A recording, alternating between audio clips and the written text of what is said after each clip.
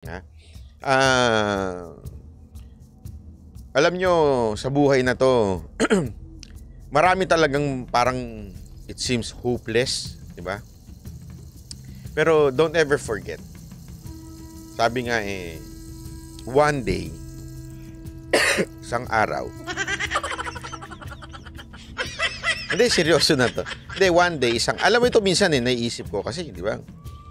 Ang hirap magtrabaho, nakakapagod. Marami sa inyo napapagod na magtrabaho.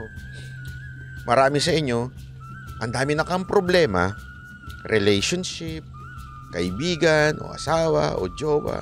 Maging relationship nyo sa trabaho nyo, yung mga katrabaho nyo, minsan ang hirap talaga.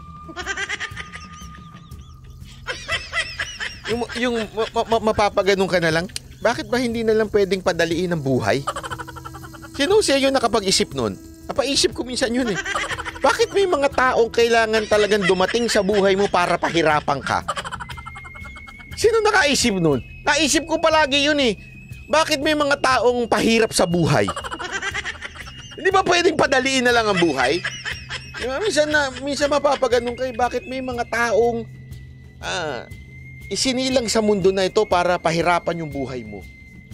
Bakit kailangan mo silang makasama? Pwede bang wag na lang? Di ba? May mga ganun di ba? Sa trabaho natin. O kaya, kung hindi man sa trabaho, sa pamilya. Kung hindi man sa pamilya, sa community, yung kapitbahay mo na buraot. Alam mo yung kapitbahay mo na simple lang Halimbawa, may mga ganito tayo instances Ayaw magparada ng maayos ng kapitbahay mo na sana mababawasan ng stress sa buhay mo, problema sa buhay mo, dadagdagan niya pa.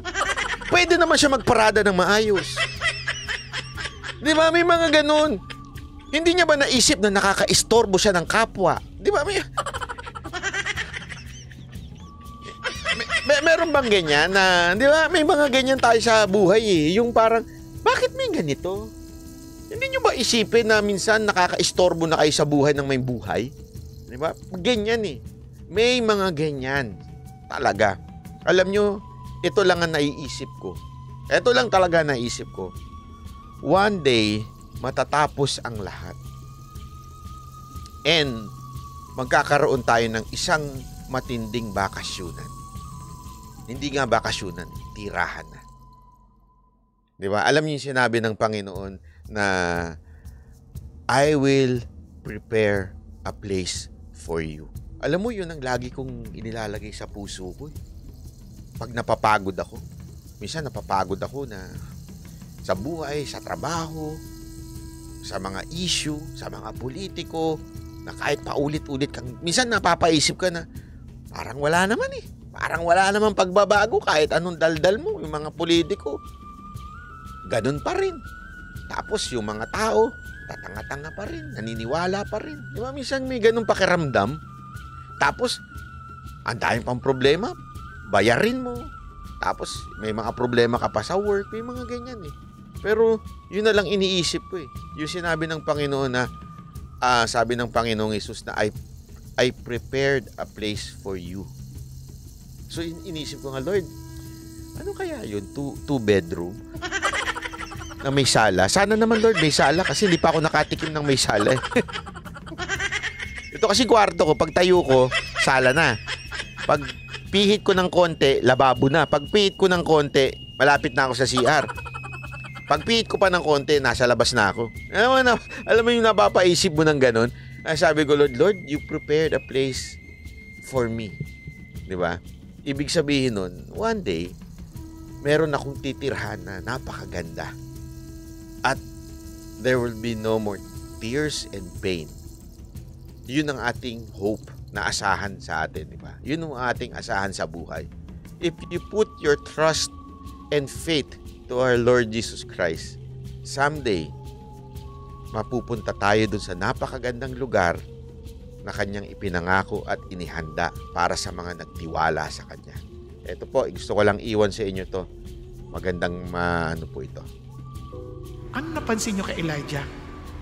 Sinundo siya ng Diyos. And alam niyo po bang ganyan-ganyan ang pangako ng Diyos para sa atin? Sabi ng Panginoon, do not let your heart be troubled. Believe in God, believe also in me. in my Father's house are many rooms, and I will go to prepare a place for you. Sabi ho ng mga alagad, Lord, hindi naman namin alam yung daan. Paano kami makakaparoon? Ano sagot ni Lord? I am the way, the truth, and the life. No one can come to the Father except through me. Hindi mo kailangan alamin yung daan. Susunduin kita. Sa totoo lang, kahit ang isip mo, akala mo kaya mo pumunta ng langit, pagdating mo doon sa pintuan, hindi ka papapasukin. Hindi ka kilala. Lord, ako po yun. I never knew you. Maliban kasama mo si Jesus, sinundo ka. Lord, alam mo bang kriminal yung kasama mo? It doesn't matter. Friends na kami. Kung nagsisi na siya, dala-dala ko na siya ngayon. Hindi na mahalaga kung kriminal siya. Hindi na mahalaga kung malabo siyang tao, dati siyang chismoso, laki siyang loko-loko, hindi na yun mahalaga. Ang mahalaga, nagsisi siya, kasama ko na siya.